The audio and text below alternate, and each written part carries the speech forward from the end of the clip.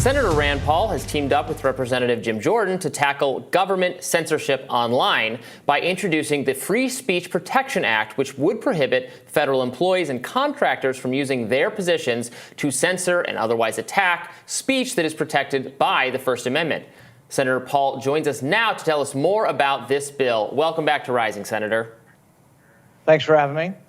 So, so many people who are understandably frustrated with social media censorship, focus on what Facebook has done wrong, what Twitter has done wrong, what YouTube has done wrong, without getting at the fundamental underlying issues of how government actors pushed these choices on these companies. Why don't you tell us more about your approach?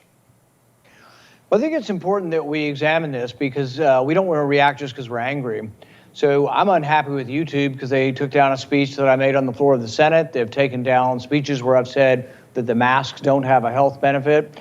But I don't really have a right under the First Amendment to tell YouTube they have to show my speech. I do, however, believe that the government's interaction with YouTube or the government's interaction with Twitter can be regulated. So private entities have the ability to interview me, not interview me, edit me, not put me on there. That is a prerogative of the private entity.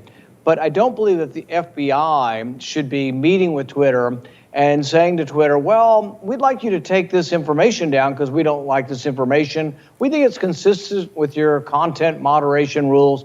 And Twitter looks at them and says, wow, that'll be a lot of work. Will you pay us? And they said, yeah, we'll give you $3 million to take down this information. And it's like, if that is not an anathema to the First Amendment, I don't know what is. And the First Amendment says Congress shall not do certain things. And so the government, the First Amendment's about preventing the government from doing things. So I think we have every right, and it's part of our role, to say to the FBI or to Department of Homeland Security, you cannot go meet with people to try to influence constitutionally protected speech. And the way I try to get people to think about this is, imagine in your newsroom that after this interview, the FBI comes in, they're armed, they don't draw their weapons, they don't threaten you, but they are armed, and they sit down with you and they say, well, we're concerned about his response to this, and we think it's disinformation, so we'd prefer that you edit that part of the interview out. Can you imagine how offended you would be, or how offended most newsrooms anywhere in the country would be? We should have the same sort of degree of offense that the FBI is sitting down in the room every week. They've been meeting every week with Facebook. And what it has led to, Zuckerberg has admitted that the FBI came to him and said, the Hunter Biden, laptop is a Russian plant and you shouldn't let it be broadcast through Facebook, so downgrade it. And he did. But it turned out it is actually true. And so we can't really let the government get into this idea of deciding what is true, what is false, what is misinformation, what is disinformation. But they're heavily invested in this. And I think the country needs to have this debate. The sad thing is the left used to be very good with the First Amendment, but now because they see people on the right they don't like and they don't like their speech, they're actually for going ahead and regulating the speech if it's speech they don't like. So you've said in the past, pretty recently, when folks were discussing the TikTok ban, which would give Congress a lot of power over what is and what is not on the internet, and you said, I don't think we should have Americans relinquish their liberties and be coaxed by fear. We're often told that this kind of censorship is done for the purpose of national security. What would you say to those that are genuinely fearful and that this is necessary for matters of national security? I think bad information, lies, fraud, all of this are better contradicted with more information. I think there's a great danger to letting government decide what is true or untrue. And once you allow that, it's a slippery slope to them getting involved and regulating all opinion.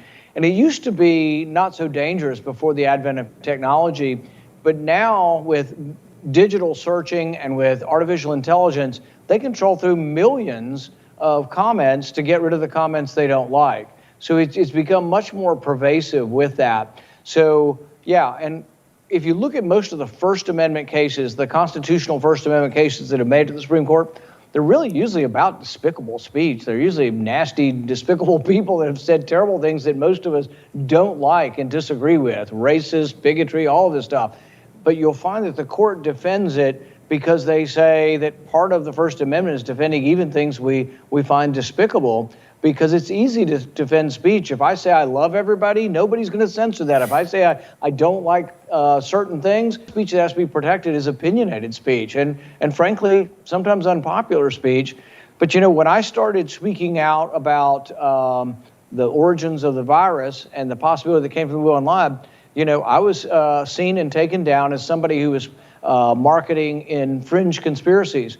We now know that the actual scientists that began the assault on this theory all believed in private that the virus did originate in the lab. So we have to be very careful about going with consensus or saying that, well, everybody believes this, so we can't let this person who's the odd one out there give his opinion. It's very dangerous for a free country. Yeah, I did actually want to quickly get your reaction to that news. We're learning that so many of the people involved in Proximal Origins paper now had private concerns that it very much could have been a lab leak.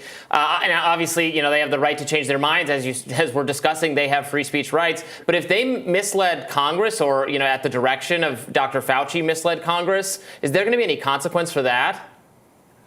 So Fauci meets in early February 1st, with a group of prominent virologists from around the world. In private, they all were telling him, we think it came from the lab. It looks like it's been genetically manipulated. It looks like it came from the lab. It's not a fringe theory. It's not a conspiracy theory. We think it's the most likely cause, but we think it'll be damaging to the business of science. We think it'll be damaging to the relations with China. So I bring Fauci before my committee, or he's brought before the committee, and I ask him, did you fund gain-of-function research in Wuhan? He says, absolutely, unequivocally, he never funded gain-of-function research in Wuhan. Well, now we have an email from him summarizing a phone call from February 1st of 2020. He summarized the phone call by saying many people are suspicious that this came from the lab because it looks manipulated. We're particularly suspicious because we know in that lab they're doing gain-of-function research. Now, he was trying to wiggle out of this with me by saying, oh, it's not gain of function. Here we have him in private admitting that it's gain of function. He describes the research, and we have now that research in a paper, in a journal, with the grant number from the NIH.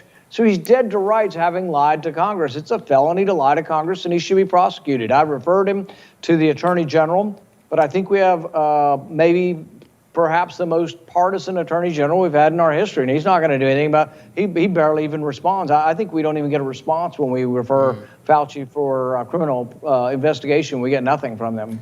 Back on your bill for just a second. So what is the proper mechanism to actually stop the government officials from doing what you described, from putting pressure on social media companies? Is it they're going to be fired if they do that? They're going to be fined? Is it just, well, they do that, but then there needs to be automatic, disclosure of whatever emails they're having, whatever conversations we're having? Because even Judge Doughty's decision, the decision trying to stop the federal government from doing a lot of that, does spell out some exceptions. I think the decision is a great first step. I think the exceptions he carved out do leave room for the government to still do some of the things you and I both don't like. So what is the right approach to this?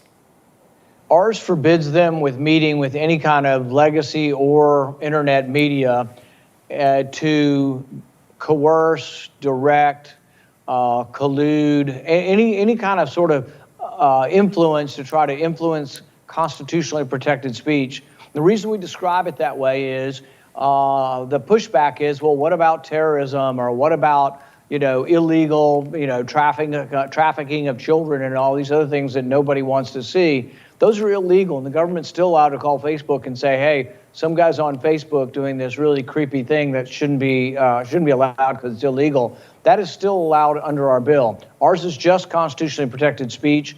There's a long history of the Supreme Court looking at speech. So, the whole idea that can you yell fire in a crowded movie theater? You're not allowed to.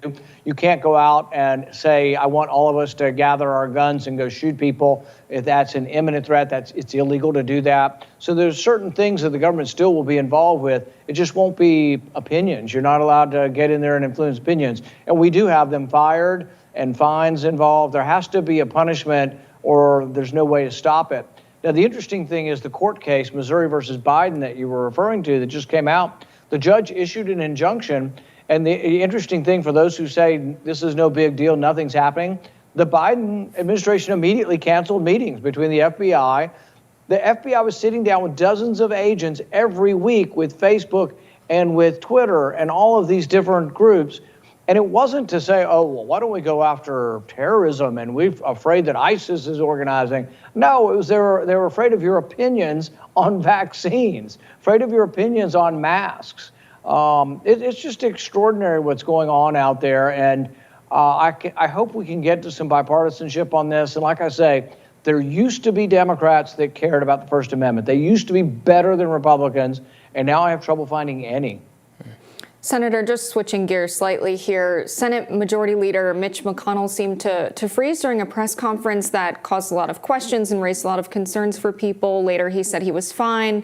Afterwards, have you talked to Senator McConnell at all after that presser? I haven't, but I was on the floor last night. We were voting on amendments at about somewhere between 8 and 10 o'clock Eastern time, and he was there and appeared to be having conversations with people on the floor. I was busy because I was introducing an amendment and working on some projects, so I didn't get a chance to talk to him, but I didn't see anything out of the ordinary on the floor last night. Senator Paul, thank you so much for your time. We really appreciate it. It's an important bill. Thank you.